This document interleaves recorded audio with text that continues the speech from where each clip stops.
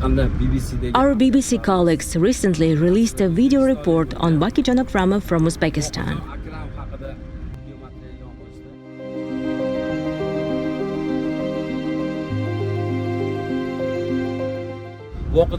We have located his family in Bukhara and are currently traveling from Fergana to meet them.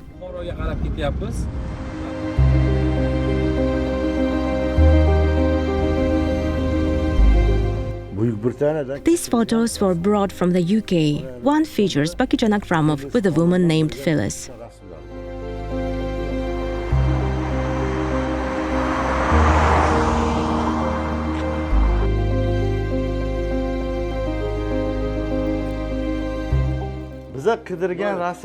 This is a photo we have been looking for all this time. Yes, that's the one. We have seen it before. Here is also a copy of Boqijon Akramov's passport. This is the son of Mels Akramov. Akmal aka, assalamu alaikum. How are you? Did you have a good trip? Akmal aka is Boqijon Akramov's grandson. Again, assalamu alaikum. Finally, we have arrived in Bukhara. Let's try to find Boqijon Akramov's house.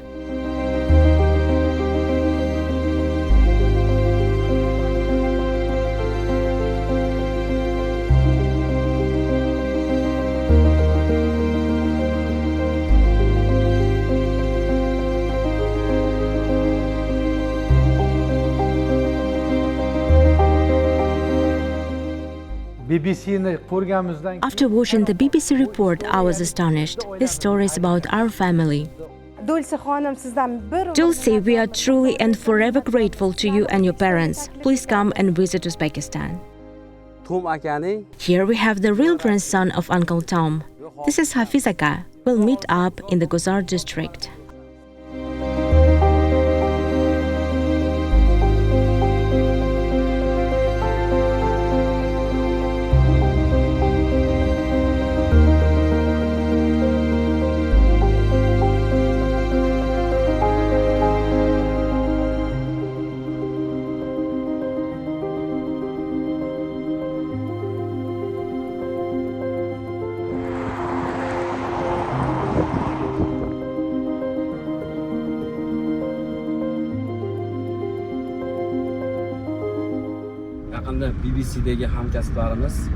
Our BBC colleagues recently released a video report on Boqijon Akramov from Uzbekistan. The report states that he was originally from Namangan and was captured by German forces during the World War II. While imprisoned on the island of Jersey between France and the UK, he was forced to help build German defensive fortifications. In 1943, he escaped captivity. The Breton family, local farmers, hid him and saved his life. After the war, Boqijon Akramov returned to Uzbekistan. The report inspired us to create a documentary about his life. We have located his family in Bukhara and are currently traveling there from Fergana.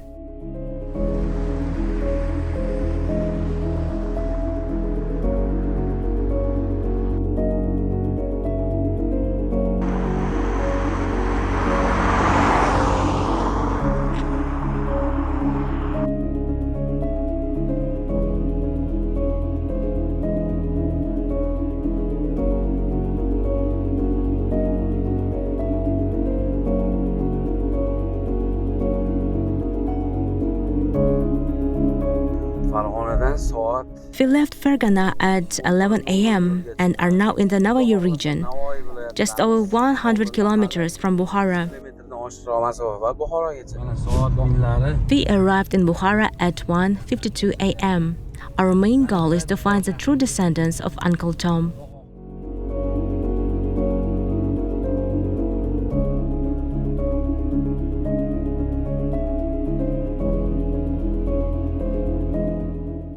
We are standing by the Kalyan minaret. Assalamu alaikum.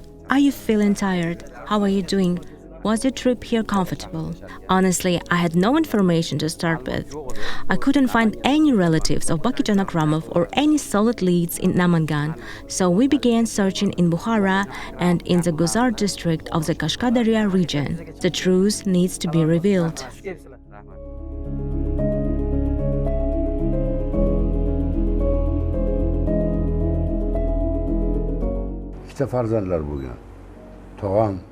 Boqijon Akramov had two children, my uncle Mels Akramov and my mother, Nazira Akramova.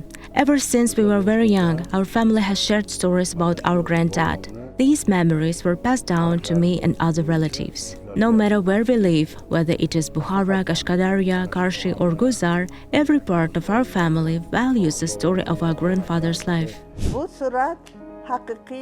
This is a real photograph of Uncle Boqijon. Every branch of our family keeps it as an heirloom. This is the original print he brought back.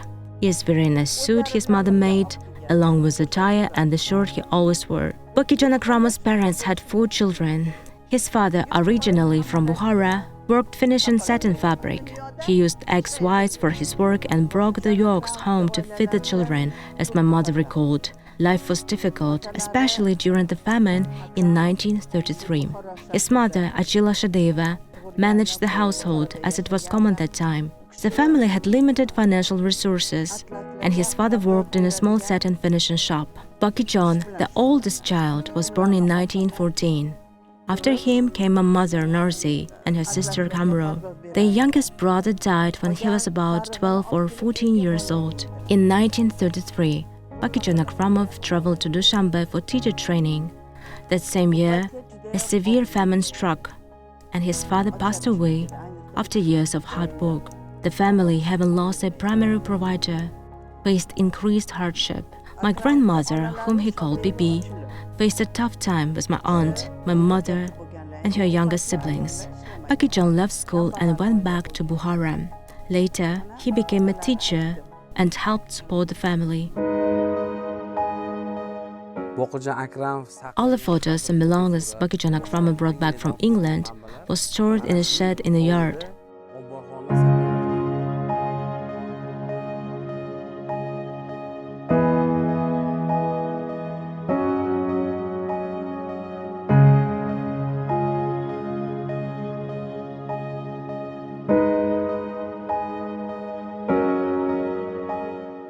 Mana Mels Akramovning farzandlari Akmal aka. Akmal aka, assalamu alaikum. How are you? Did you travel all right? This is Boqijon Akramov's second grandson.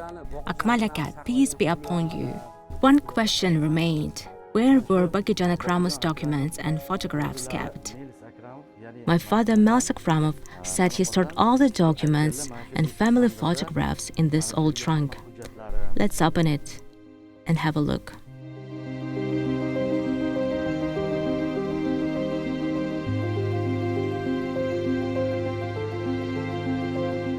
Look, here are handwritten notes about his life, his parents, and other family members.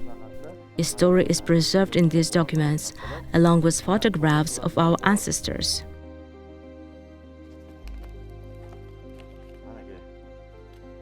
A photo taken just before he was drafted in 1939.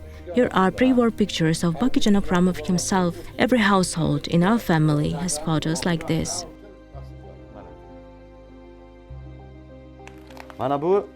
Here is my father, Mels Akramov. And here is their mother when she was young.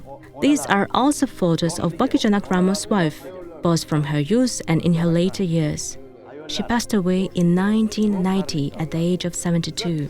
Here is our grandfather himself. Here is our father. Look closely. This is a photograph we've been searching for. Yes, that's it, the one we wanted.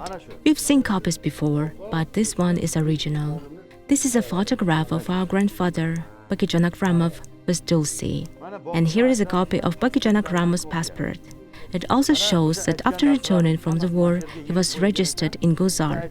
Everything connected to his story has been carefully preserved here. The photograph, the Bible that belonged to Dulcie's mother, and other family keepsakes were handed down from generation to generation.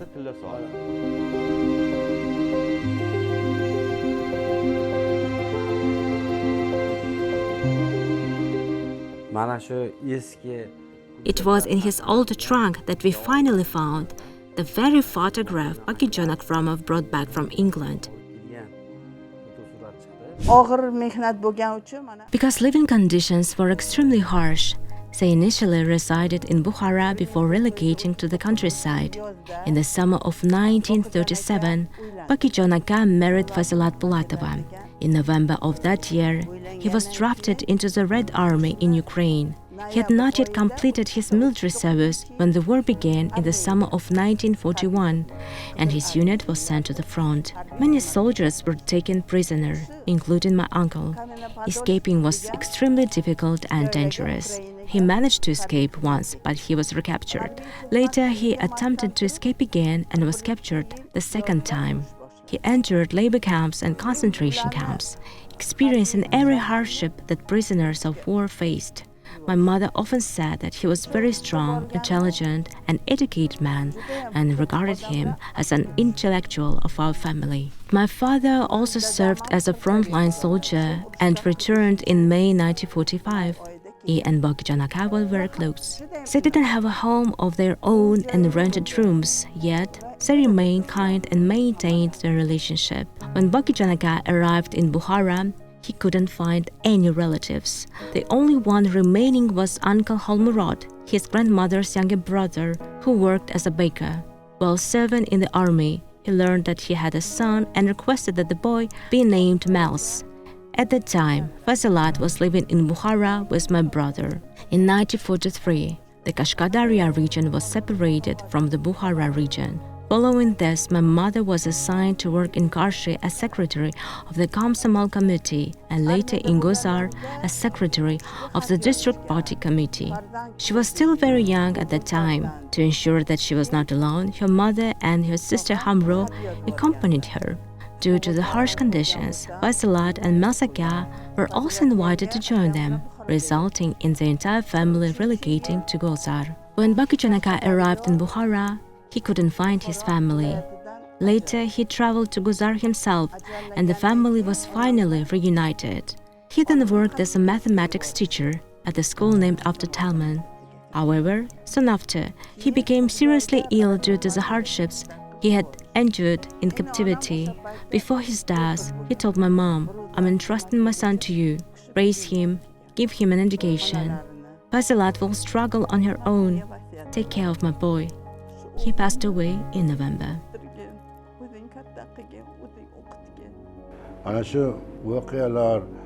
These events are connected to the Breton family on the island of Jersey, who spent 80 years searching for Boqijon Akramov. When we learned that the family had been honored by the president, we began looking through old family albums. The very first photograph we came across was this one. It is one of the original photographs brought back from the UK. In the picture, Boqijon Akramov is standing alongside a woman named Phyllis. We grew up looking at it every day, seeing our grandfather, our mother, and our grandmother. We even made copies of it ourselves. Another important detail is that our grandmother and Boqijon were together for only 1 year and 8 months. Yet, in that short time, they brought 2 children into the world. When my mother was just 1 month old, Boqijon became seriously ill. Knowing that his time was running short, he made one final request to his wife. "These 2 children are my greatest responsibility. Raise them well. Take care of them." Those words stayed with our family for generations. Our grandmother was widowed at the age of 27 in 1946. She never remarried. She devoted her life to raising her children and later her grandchildren, according to the family memories. Mrs. Breton once offered Boqijon to stay in Britain. His answer was simple: "No, I'm going home. My family is waiting for me in Uzbekistan, my mother, my sisters, and my child." That was his devotion to his homeland. On behalf of our entire family, we sincerely thank the Breton family. Recently, some claims appeared on social media that are not supported by the verified evidence. We understand that there may be people with the same name, but Boqijon Akramov, who lived with the Breton family, was our ancestor from Bukhara. Saifullah Haidarov, son-in-law of Boqijon Akramov, is 86 years old and confirms this connection.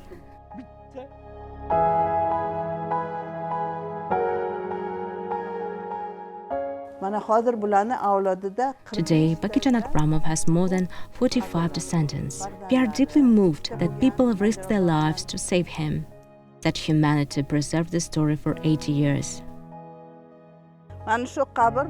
This is a grave of Boqijon Akramov's mother, Achila Shadeva.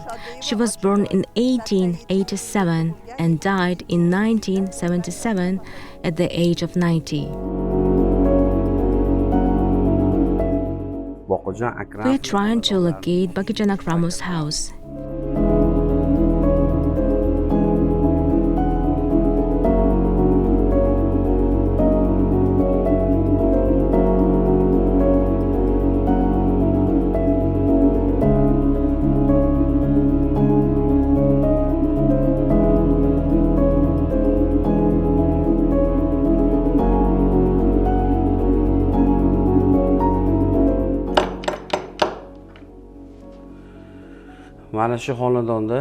It has been preserved much as it was originally built. His nephews live there today, and the interior is carefully maintained.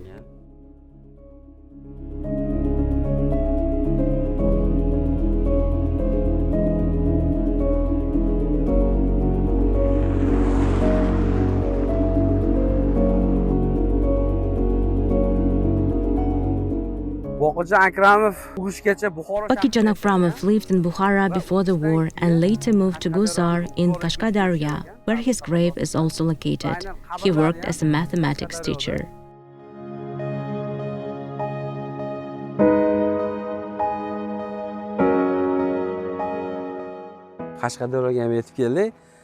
We have now arrived in the Kashkadarya region. The descendants of Uncle Tom are here. Our colleague Hafiz has been helping us. We will meet in Guzar district.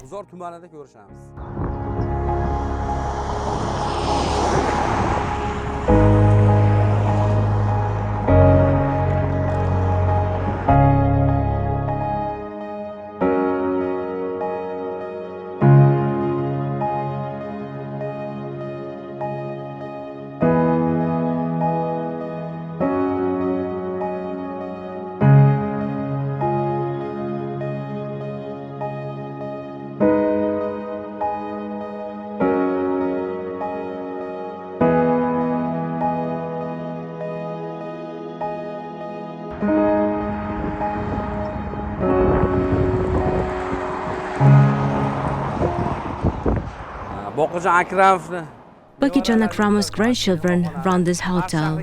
We have arrived in Karshe. Hafiz explains that after returning from the war, Boqijon first went to Bukhara. Later, after learning his family was in Guzar, he moved there and spent the rest of his life there.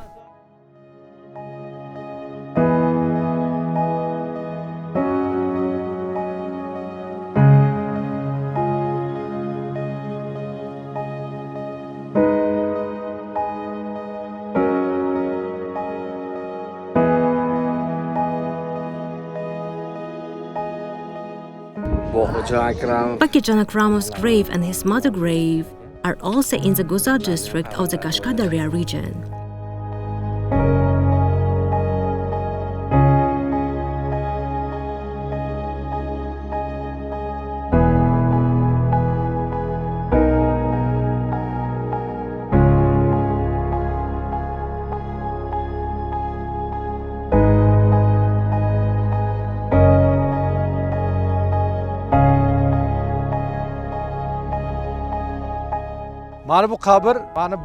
This is my grandmother's grave, and here is Boqijon Akramov's grave.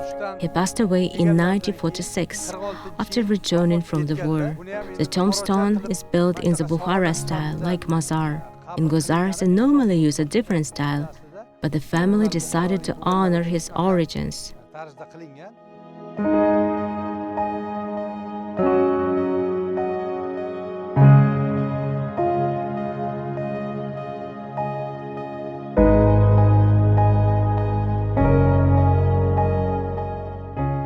الحمد لله رب العالمين الرحمن الرحيم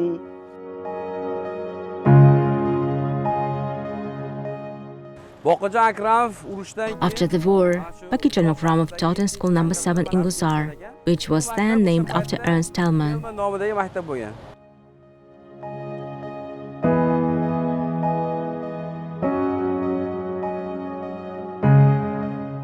Xush kelibsizlar, juda ham xursand bo'ldik. Welcome, we were very happy to hear this news. I'm the daughter of Mels Akramov and granddaughter of Boqijon Akramov. This is a country yard where we grew up. According to my father, Boqijon returned from the war with 3 things: photographs, Bible, and a gold pocket watch with a chain and a cover. He gave the watch to our grandmother, and it remained a family heirloom past 3 generations. Mana bobomlar Boqijon Akramov. Here is our grandfather Boqijon Akramov. Here is our father Mels Akramov. And here is a Bible he brought back. Dulce xonim, sizdan bir umr We are deeply grateful to Dulce for bringing this story to light. We invite you to Uzbekistan. biza agar Mana shu siz tasvirda ko'rib turgan xonadon. This house shown in the photograph belongs to Mels Akramov. Some of the photographs brought from England were also found here.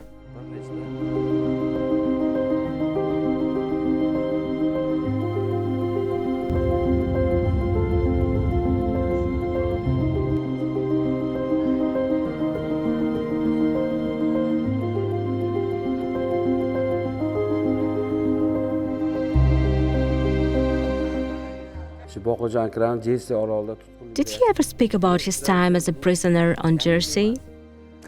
Buvimiz ko'p Yes, our grandmother often told us about it. He was first captured in Germany and later helped by a German family with whom he lived for about 3 years. They became very close. He always said he had to return home to his wife and son. People offered him the chance to stay, but he refused. We grew up hearing these stories. When I saw the BBC report, I realized it was about our family. After returning in 1945, he reunited with his family and worked as a teacher, but passed away about a year later due to the hardship he endured. ko'rib chiqqanda men hayron qoldim. bobojonimni rasmlarini ko'rib Those photographs have been always part of our family memory. We are proud of the story. Dulce xonim, sizga katta minnatdor. Dulce, we sincerely thank you and your family for preserving our grandfather's memory. If possible, we would love to meet you. Thank you very much. Uchrashish nasib qilsin.